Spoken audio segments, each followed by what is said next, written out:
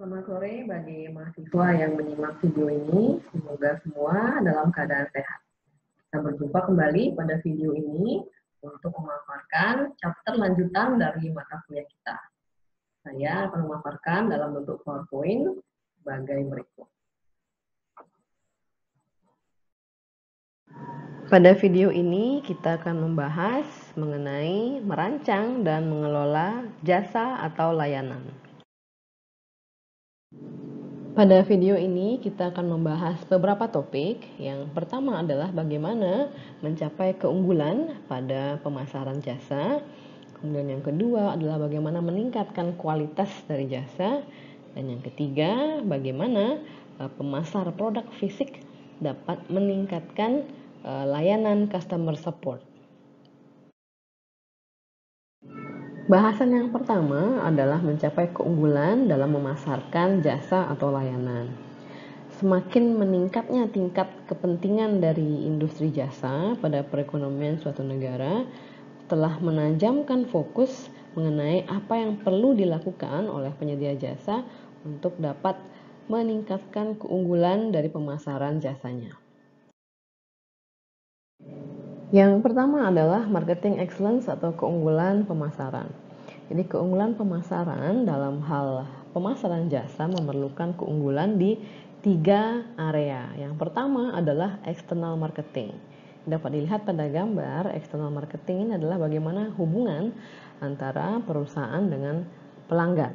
Jadi external marketing adalah mencakup di dalamnya yaitu menyiapkan jasa, kemudian penetapan harga, bagaimana mendistribusikan jasa, dan bagaimana mempromosikan jasa kepada konsumen. Kemudian area yang kedua adalah internal marketing. Jadi internal marketing dapat dilihat pada gambar adalah bagaimana hubungan antara perusahaan dengan karyawannya. Jadi internal marketing mencakup bagaimana melatih dan memotivasi karyawan sehingga mereka dapat melayani konsumen dengan baik. Jadi intinya adalah internal marketing ini adalah bagaimana memuaskan karyawan sehingga karyawan yang puas ini umumnya akan melakukan pekerjaannya dengan baik yang pada akhirnya bermuara pada kepuasan konsumen. Kemudian yang ketiga adalah interaktif marketing. Jadi pada gambar ditunjukkan interaktif marketing ini adalah hubungan antara karyawan dengan konsumen. Jadi interaktif marketing ini merupakan kemampuan atau skill dari karyawan untuk memuaskan klien atau konsumen. Jadi klien menilai kualitas jasa tidak hanya dari kualitas teknis, contohnya pada rumah sakit atau suatu layanan operasi misalnya di rumah sakit, technical quality ini contohnya adalah apakah operasi itu sukses atau berhasil. Jadi itu mencerminkan kualitas teknis. Dan juga klien tidak hanya menilai technical quality tapi juga menilai functional quality atau kualitas fungsional, yaitu apakah dokter yang melakukan operasi itu menunjukkan empati dan apakah dokter juga memberikan suatu confidence pada pasien sehingga pasien merasa tenang, seperti itu. Jadi ada 2 kualitas yang perlu untuk dijaga oleh karyawan. Teknologi juga memiliki peran untuk membuat kinerja dari para karyawan itu lebih produktif. Contohnya adalah saat US Airways memperkenalkan handheld scanners untuk dapat men-tracking bagasi penumpang dengan lebih baik. Hasilnya adalah bagasi yang mishandle atau hilang menurun hampir 50% dari tahun sebelumnya. Jadi teknologi ini juga berhasil mengembalikan investasi yang dibutuhkan hanya dalam waktu setahun dan juga berkontribusi pada penurunan komplain sebesar 35%. Hal yang sama juga contoh lain adalah di UPS, bagaimana sistem tracking paket yang diaplikasikan oleh UPS ini mampu mengurangi tingkat komplain sebesar 50% dan juga meningkatkan kepuasan konsumen karena mereka mampu men-track paket mereka ada di mana dan resiko hilangnya paket menjadi semakin kecil. Di samping itu juga secara produktivitas karyawan tidak perlu menangani begitu banyak komplain mengenai tracking barang sehingga mereka dapat melakukan pekerjaan yang lain sehingga kepuasan karyawan juga dapat ditingkatkan. Nah, di sisi lain kadangkala teknologi baru juga memiliki efek yang kurang diinginkan. Contohnya adalah saat BMW memperkenalkan Wi-Fi untuk dipasang di dealershipnya sehingga konsumen dapat menghabiskan waktu secara lebih produktif selama mobilnya diperbaiki. Nah, karena teknologi ini lebih banyak konsumen justru memilih untuk tinggal atau diam di dealership daripada mempergunakan atau menyewa mobil sewaan yang disediakan oleh dealer, sehingga pendapatan dealer menjadi berkurang. Nah, jadi intinya adalah bagaimana penyedia jasa ini mampu memberikan high touch dan juga high tech. High touch adalah bagaimana interaksi antara penyedia jasa dan konsumen yang cukup interaktif dan terlaksana dengan baik. High tech adalah bagaimana menyediakan teknologi namun yang sesuai dengan kebutuhan dari karyawan dan juga tepat bagi perusahaan. Berikut ini disajikan best practice dari perusahaan jasa top. Yang pertama adalah dalam hal konsep strategik. Perusahaan jasa yang unggul mereka cenderung terobsesi dengan konsumennya, namun tentunya terobsesi di sini dalam konotasi yang positif. Jadi mereka memiliki sense yang cukup jelas mengenai target konsumennya, apa yang mereka butuhkan dan apa yang mereka inginkan, dan perusahaan tersebut membangun strategi yang unik dan unggul untuk memenuhi kebutuhan dan keinginan konsumen ini. Contohnya adalah di Hotel Four Seasons. Jadi calon karyawan itu harus melalui 4 interview sebelum mereka direkrut. Jadi masing-masing dari Hotel Four Seasons ini memiliki aplikasi guest historian untuk mencatat preferensi dari tamunya. Jadi masing-masing tamu memiliki database di aplikasi guest historian yang mencatat preferensi-preferensi mereka, yaitu koran apa yang biasanya mereka baca, yang ingin disiapkan di kamar, kemudian breakfast apa yang mereka pilih, kemudian kamar apa yang mereka sukai, dan paket-paket apa yang biasanya mereka beli saat di hotel dan sebagainya, sehingga saat mereka membooking kembali, hotel sudah mengetahui preferensi tersebut dan tinggal mengkonfirmasi ulang apakah tamu ingin menggunakan preferensi mereka tersebut untuk stay mereka kali ini, sehingga tamu tidak perlu lagi membriefing hotel atau karyawan mengenai preferensi mereka. Best practice yang kedua adalah komitmen dari top management. Di perusahaan seperti Marriott, Disney, dan USAA, mereka memiliki komitmen yang jelas mengenai kualitas layanan yang mereka berikan. Jadi manajemen dari perusahaan ini mereka melihat secara bulanan tidak hanya pada kinerja finansial dari perusahaan, tapi juga kinerja layanan yang mereka berikan. Jadi di McDonald's, top manajemen mereka insist atau menginginkan agar secara kontinu untuk mengukur masing-masing outlet McDonald's, mengukur kinerja dalam hal quality, service, cleanliness atau kebersihan, dan juga value. Jadi tidak hanya kinerja keuangan yang diukur, tapi juga bagaimana kinerja layanannya dalam 4 indikator tersebut. Kemudian best practice berikutnya adalah menerapkan standar yang tinggi. Jadi penyedia jasa yang baik atau unggul mereka menetapkan standar quality yang cukup tinggi. Contohnya adalah Citibank berusaha untuk menjawab setiap phone calls atau telepon yang masuk dalam 10 detik dan merespon surat dari pelanggan itu dalam paling lambat 2 hari. Jadi standar ini perlu ditetapkan pada range yang cukup tinggi. Best practice berikutnya adalah memiliki sistem monitoring. Di perusahaan penyedia jasa yang unggul, mereka biasanya mengaudit kinerja layanan mereka atau kinerja jasa mereka, tidak hanya mengaudit jasa mereka, tapi juga mengaudit bagaimana kompetitor menyediakan jasa mereka. Jadi mereka melakukan audit ini secara reguler.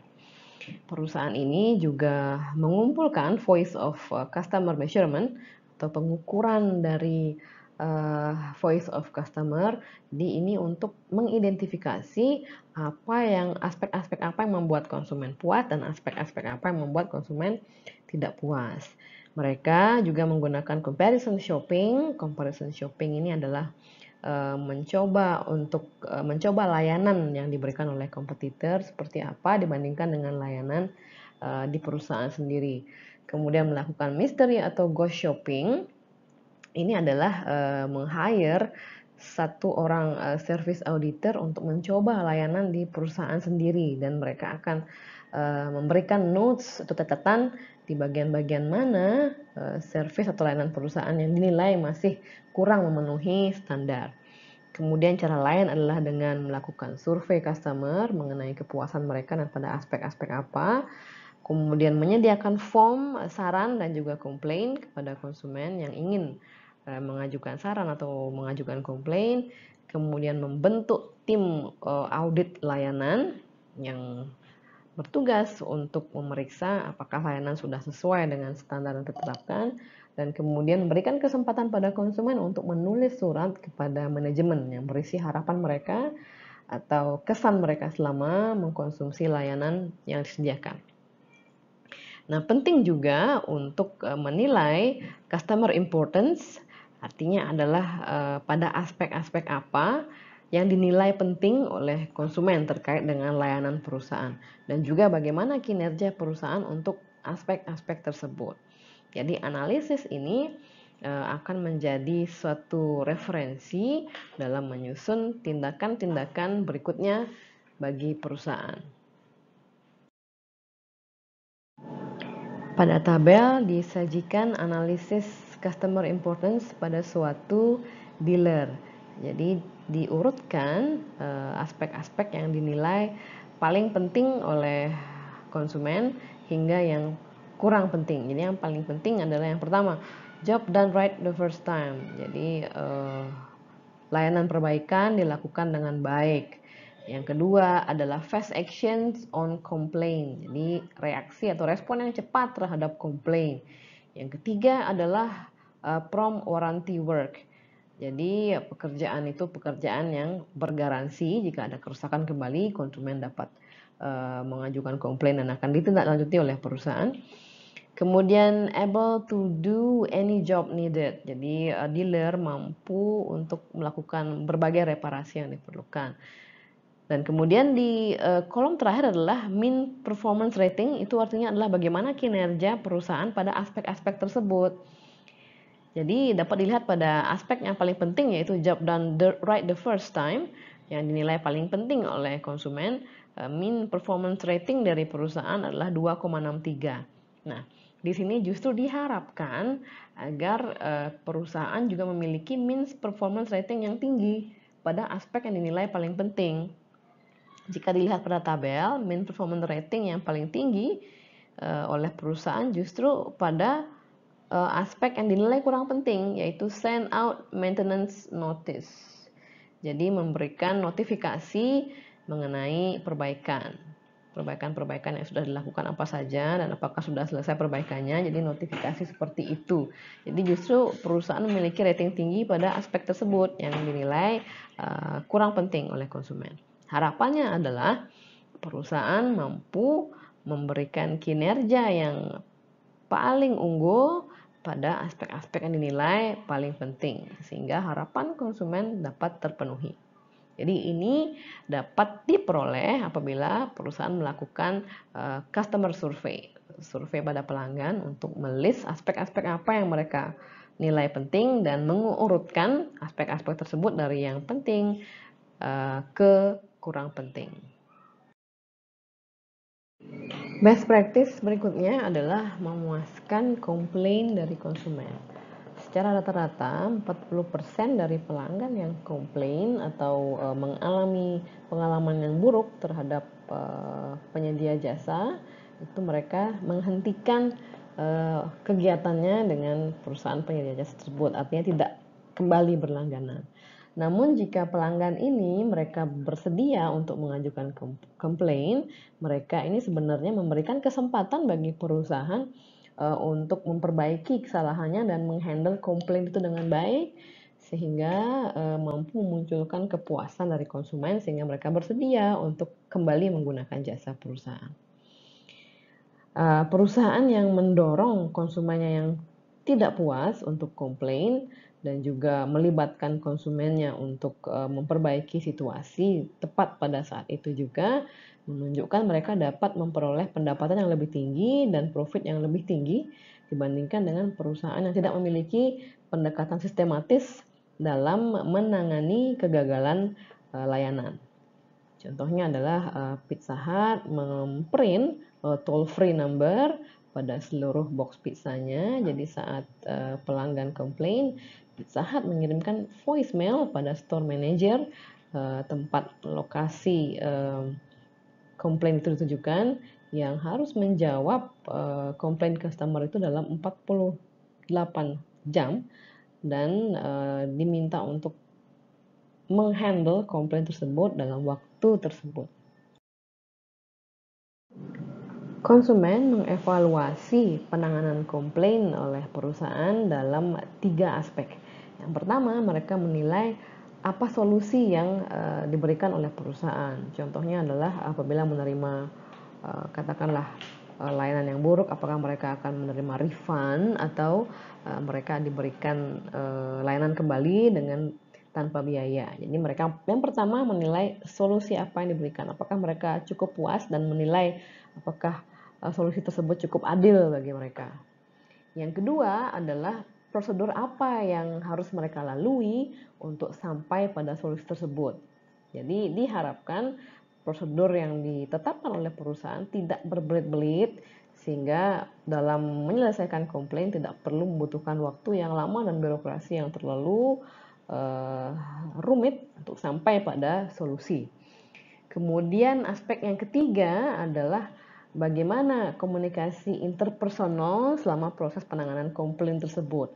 Apakah karyawan menunjukkan empati atau apakah manajemen juga menunjukkan empati? Bagaimana cara mereka berkomunikasi? Apakah berkomunikasi dengan baik atau berkomunikasi dengan cara yang ketus? Ini juga akan mempengaruhi penilaian konsumen terkait dengan bagaimana kinerja perusahaan dalam menangani komplain.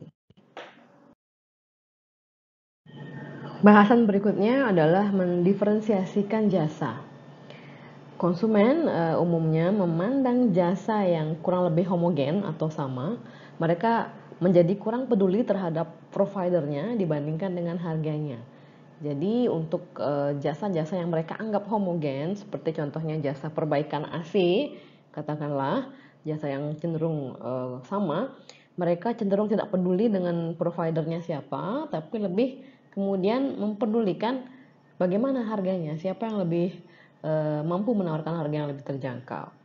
Sehingga keunggulan pemasaran di sini membutuhkan para pemasar untuk secara kontinu mendiferensiasikan merek atau brand mereka sehingga layanan mereka tidak dilihat sebagai suatu komoditas yang sama antara satu dengan yang lainnya.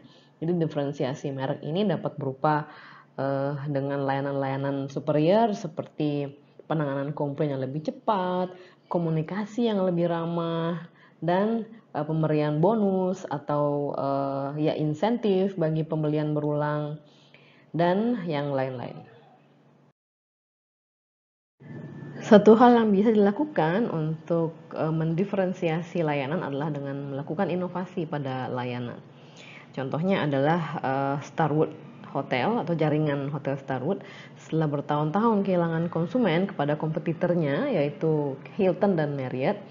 Starwood kemudian memutuskan untuk berinvestasi sebesar 1,7 miliar dolar pada chain hotel Sheraton yang mereka miliki, itu 400 properti di seluruh dunia dengan memberikan hotel tersebut dekor yang lebih fresh, dengan nuansa warna-warna yang lebih bright dan juga lobby yang lebih menarik, begitu juga restoran dan kafenya.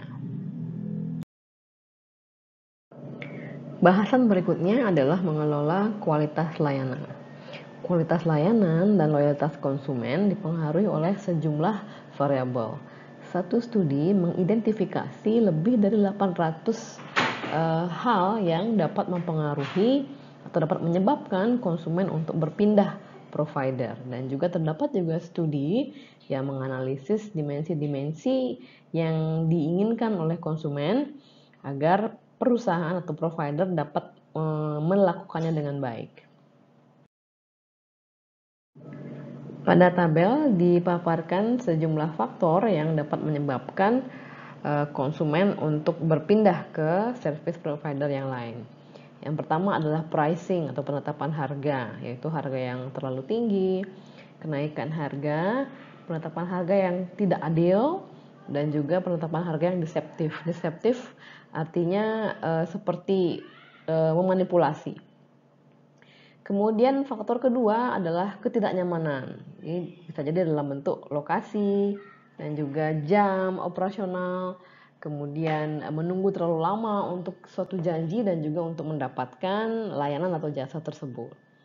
Faktor berikutnya adalah terjadinya kegagalan dalam memberikan layanan. Mungkin karena ada kesalahan dalam layanan tersebut, kemudian kesalahan dalam hal billing atau memberikan detail pembayaran, kemudian juga kesalahan pada saat menyampaikan jasa karena berbagai faktor. Kemudian faktor berikutnya adalah kegagalan dalam menyampaikan jasa, terutama pada sisi karyawan. Yang pertama adalah uncaring, kurang perhatian, kurang sopan, kurang responsif, dan kurang berpengetahuan. Jadi sering kita jumpai beberapa karyawan tampak kurang menguasai produk yang dia tawarkan dan kurang menguasai mengenai detail layanan yang mereka berikan. Jadi ini juga dapat menimbulkan ketidakpuasan konsumen sehingga konsumen berpindah service provider. Kemudian faktor berikutnya adalah respon perusahaan terhadap komplain dari pelanggan. Yang pertama adalah respon yang negatif, ini menyebabkan pelanggan kurang puas dan akhirnya berpindah service provider. Kemudian tidak ada respon dan respon yang reluctant atau enggan. Terkadang terdapat perusahaan yang merespon secara enggan komplain dari konsumen. Alasan berikutnya adalah kompetisi, di mana pelanggan menemukan tempat atau provider yang dapat menawarkan layanan yang lebih baik.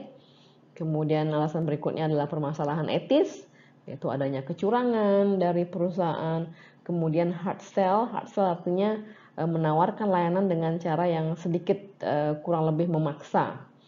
Kemudian unsafe, yaitu layanan diberikan dengan cara yang kurang aman, dan adanya konflik kepentingan.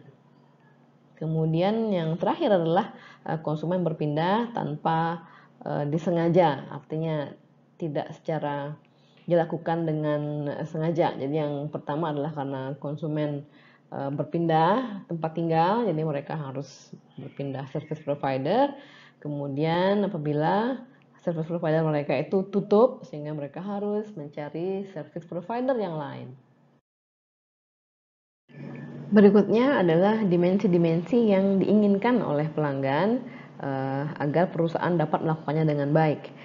Dimensi yang pertama nilai paling penting adalah karyawan yang berpengetahuan baik.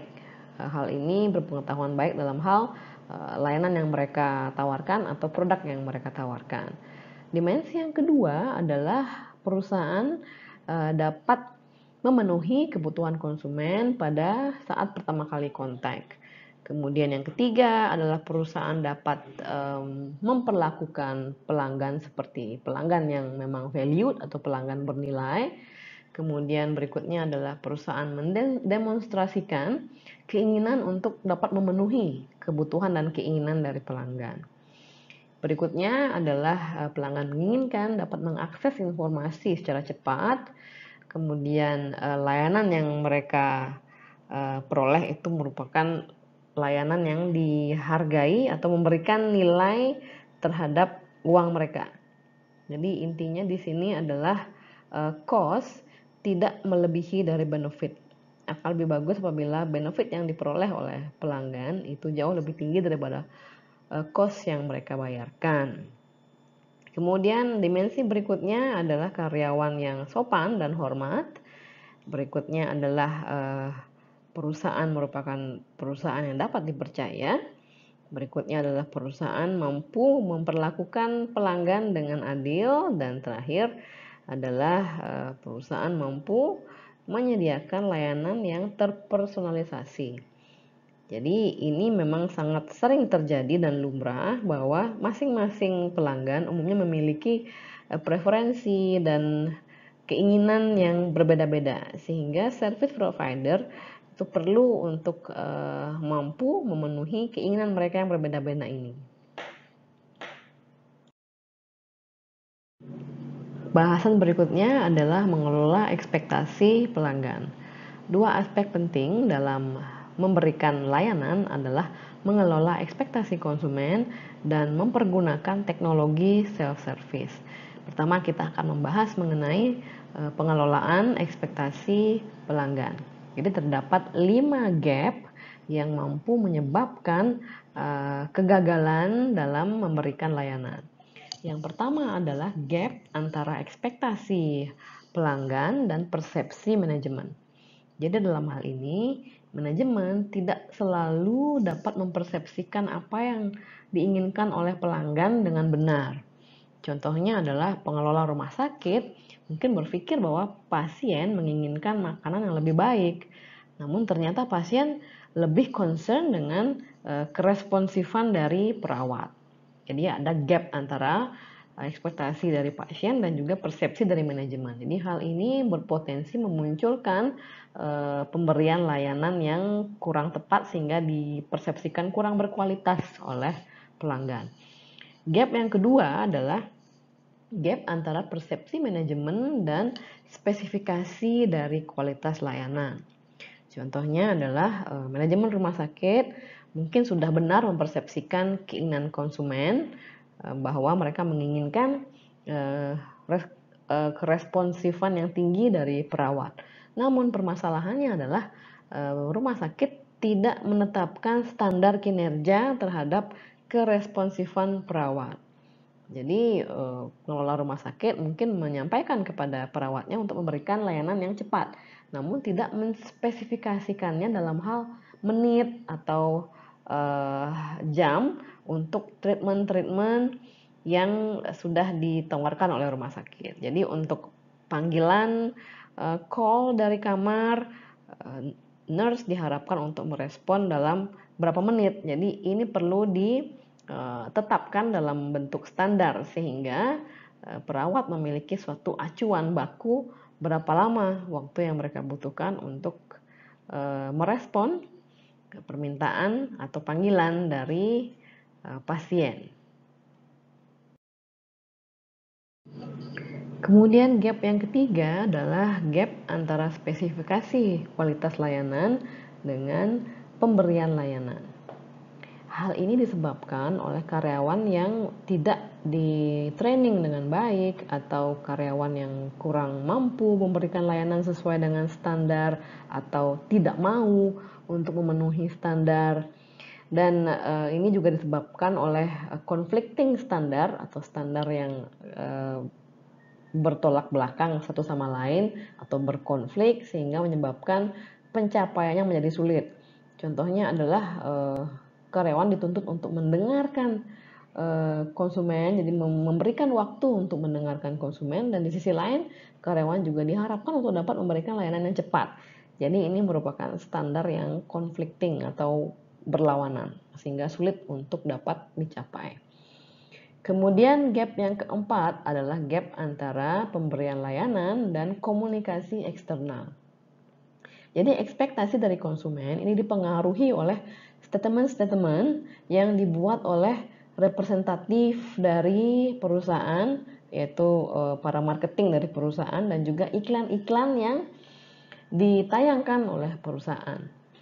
Contohnya adalah apabila brosur dari satu rumah sakit itu menunjukkan kamar yang bagus dan menarik, namun saat pasien datang mereka menemukan kamar tersebut seperti terlihat murahan atau sedikit katakanlah norak begitu. Jadi komunikasi eksternal ini pada level tertentu dapat mengubah ekspektasi dari konsumen. Jadi komunikasi eksternal ini membentuk ekspektasi konsumen, sehingga lebih baik apabila perusahaan berkomunikasi eksternal yang memang menampilkan kondisi real dari layanan yang diberikan, sehingga tidak mengubah ekspektasi konsumen atau meninggikan ekspektasi konsumen, sehingga saat tiba di lapangan nanti konsumen merasa tidak puas. Kemudian gap yang ketiga adalah gap antara spesifikasi kualitas layanan dengan pemberian layanan.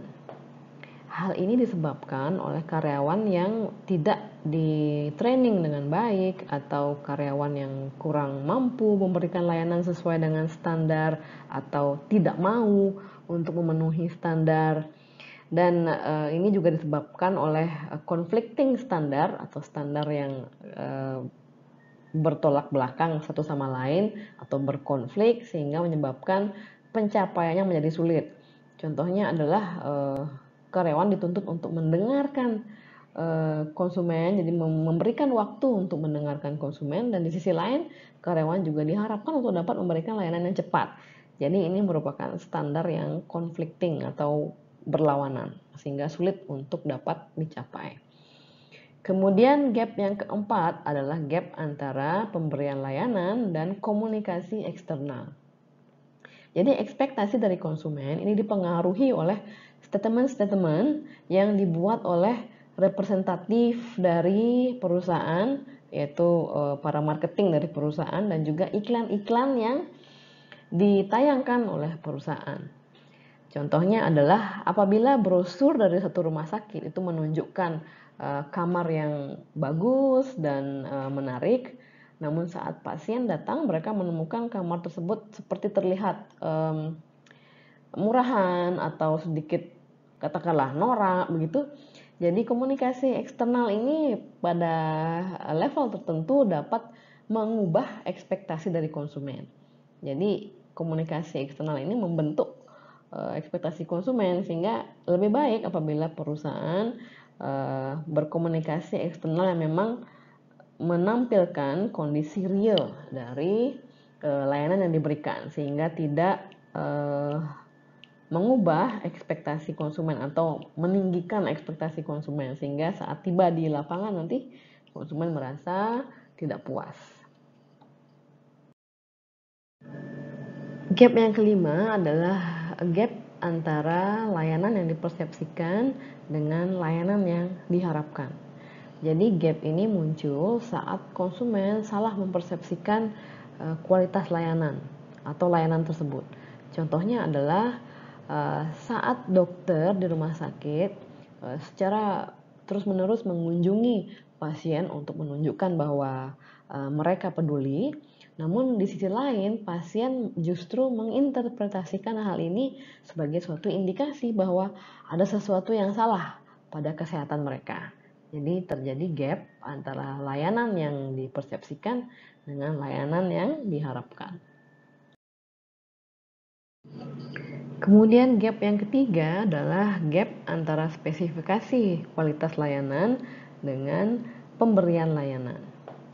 Hal ini disebabkan oleh karyawan yang tidak di-training dengan baik atau karyawan yang kurang mampu memberikan layanan sesuai dengan standar atau tidak mau untuk memenuhi standar. Dan ini juga disebabkan oleh conflicting standar atau standar yang bertolak belakang satu sama lain atau berkonflik, sehingga menyebabkan pencapaiannya menjadi sulit. Contohnya adalah karyawan dituntut untuk mendengarkan konsumen, jadi memberikan waktu untuk mendengarkan konsumen, dan di sisi lain karyawan juga diharapkan untuk dapat memberikan layanan yang cepat. Jadi ini merupakan standar yang conflicting atau berlawanan, sehingga sulit untuk dapat dicapai.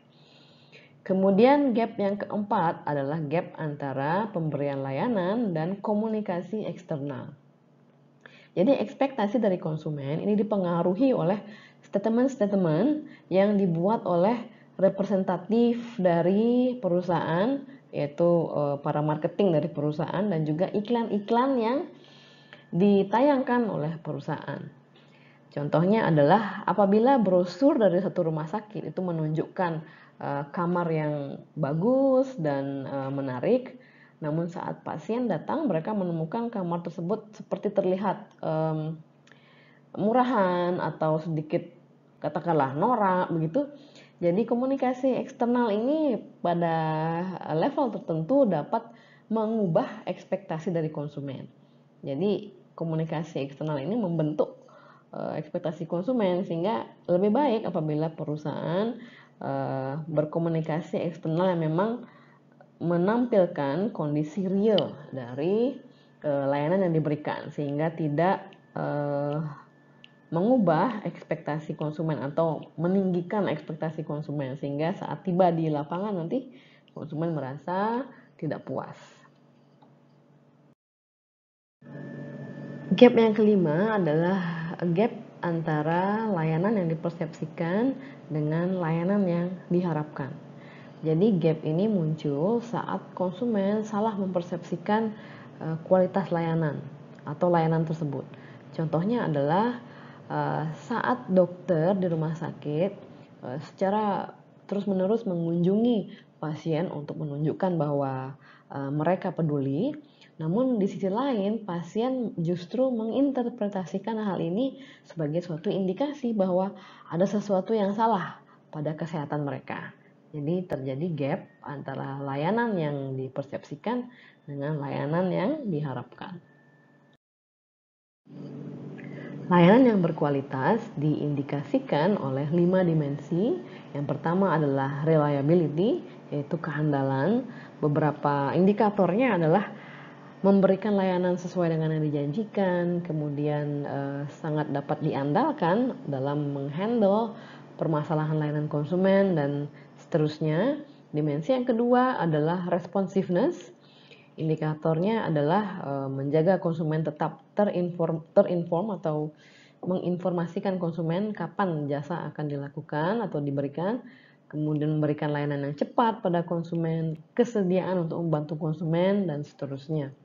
Dimensi yang ketiga adalah assurance atau jaminan, di mana indikatornya adalah karyawan mampu menanamkan suatu kepercayaan di benak konsumen. Jadi hal ini dapat dilakukan dengan karyawan yang memiliki pengetahuan yang baik. Jadi umumnya karyawan yang pengetahuan baik dan sopan akan memunculkan suatu trust atau kepercayaan di benak konsumen. Kemudian dimensi keempat adalah empati. Jadi memberikan konsumen perhatian secara individual dan kemudian karyawan itu berinteraksi dengan konsumen dengan cara yang penuh perhatian dan seterusnya. Dimensi berikutnya adalah tangible. Jadi aspek-aspek yang dapat dilihat secara fisik yang mencerminkan kualitas jasa. Yang pertama adalah peralatan yang modern, kemudian fasilitas yang menarik secara visual, dan seterusnya. Kemudian strategi berikutnya untuk dapat memberikan layanan yang berkualitas adalah dengan mempergunakan teknologi self-service atau melayani diri sendiri. Pelanggan ini sangat menghargai kenyamanan dalam layanan. Jadi banyak interaksi person to person itu digantikan oleh teknologi self-service. Contohnya adalah vending machine. Jadi ini menggantikan peran manusia dalam menjual minuman, sudah digantikan oleh vending machine, di mana orang dapat membeli sendiri minumannya dengan mesin dengan memasukkan beberapa koin. Kemudian juga ATM telah menggantikan fungsi teller.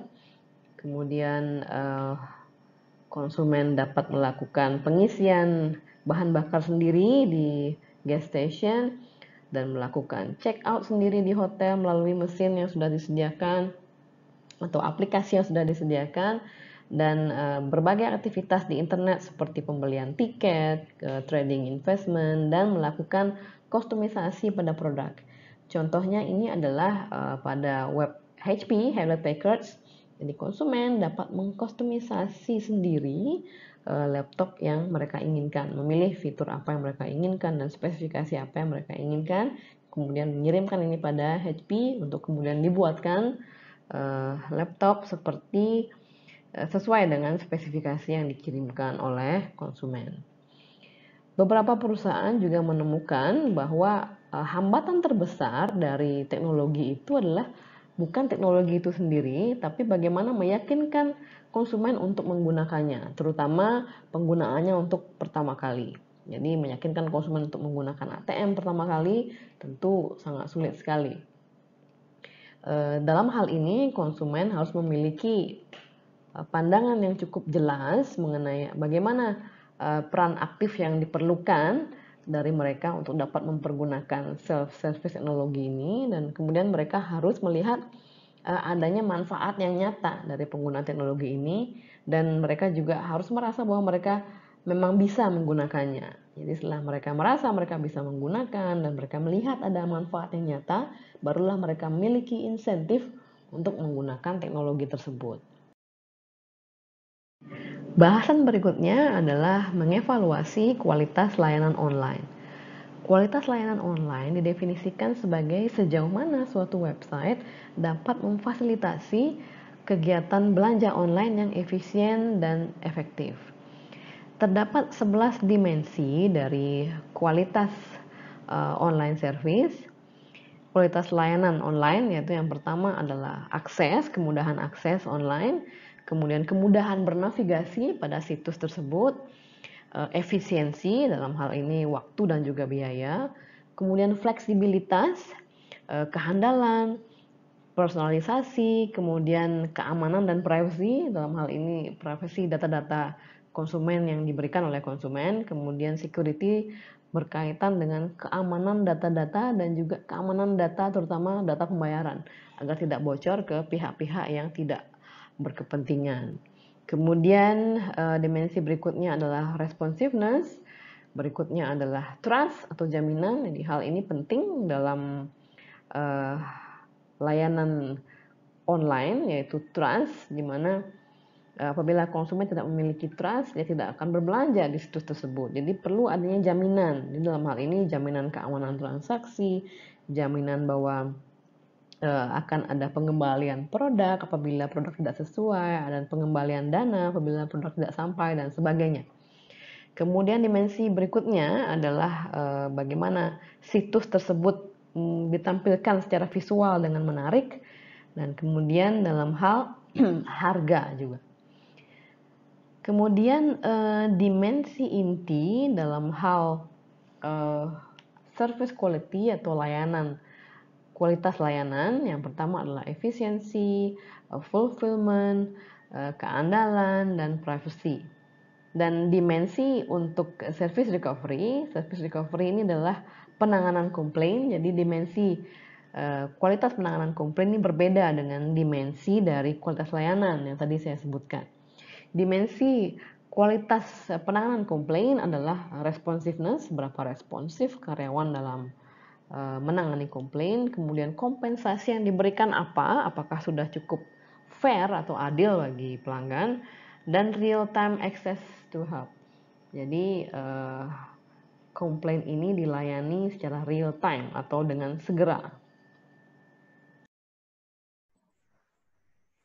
Demikian paparan saya pada chapter ini. Semoga dapat dipahami dengan baik dan diterima dengan baik. Kita berjumpa kembali di video berikutnya. Terima kasih atas atensinya dan selamat sore.